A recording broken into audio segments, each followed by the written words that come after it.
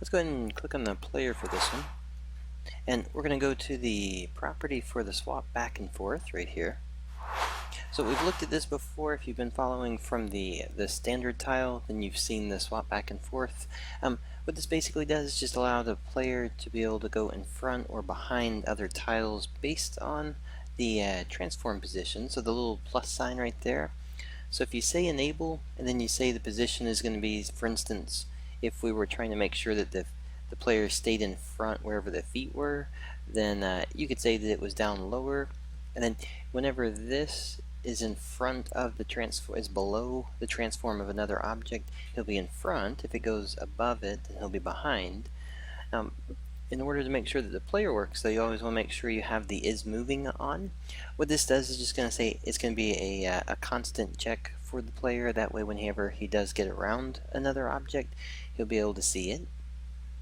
There's also an option, if you notice right here, there's a box that goes around it. This is going to be when the player starts to check for it. So if you want to make sure that the player checks a little bit earlier, when you're using it, you may find that sometimes he may get to something and then move in front of it.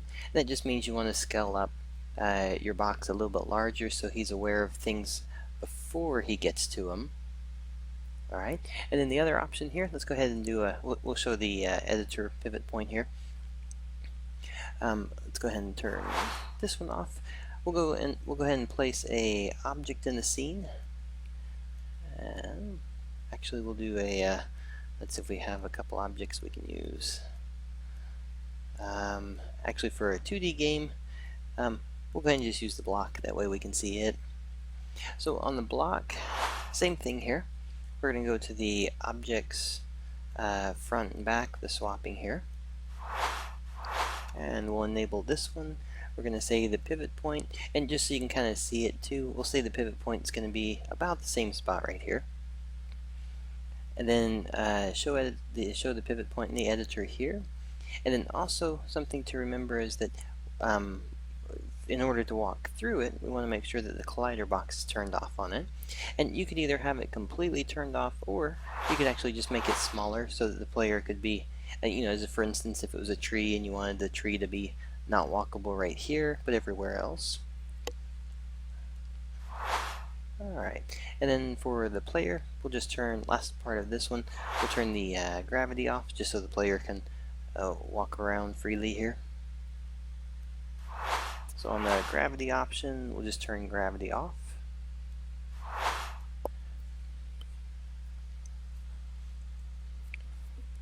And then now we can move around. So remember, the pivot point, the transform point was right around here. So when this one gets above the pivot point here, the player goes behind. When it gets below it, it goes in front. So this just allows the player to look like he can actually walk in front and behind the shape. And then if you have multiple shapes, then he'll just fall in line with whichever one he's in front of and behind. And it'll just all be set up automatic, so the player doesn't have to, or the developer doesn't have to think too hard on how to make it sure that he's in front or behind the objects. Alright, and then just remember that when it does come to the player, the main key to it is making sure that the player has the option for is moving. That way it's making sure that it's checking for him. Alright, so that's basics for the swap front and back on the player.